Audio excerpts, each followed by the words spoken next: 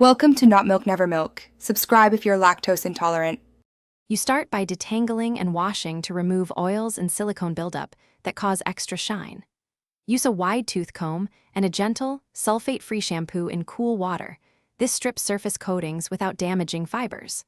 Once rinsed, blot gently with a towel and let the wig drip dry about 80% on a stand so fibers settle. Make sure you do this first because any matte treatment won't grip well on oily or heavily coated hair. Once the wig is mostly dry, you apply the matte solution section by section. You'll hold a small section away from the cap and lightly mist with a wig-safe matte spray or dust with dry shampoo or cornstarch. This creates microscopic texture that breaks shine. Make sure to spray 6 to 8 inches away and work evenly so you don't overload one area. After 5 to 10 minutes, finish by gently brushing with a soft brush to blend the powder into the fibers for a natural finish. You finish by styling gently and avoiding direct heat on heat-sensitive synthetic fibers so the matte effect keeps.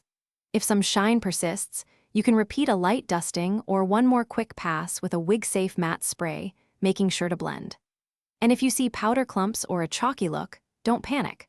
Wash the wig and restart the process more lightly. Make sure to test every product on a hidden strand first to prevent surprises. Thanks for watching. If this was helpful, leave a like and consider subscribing. See you next time.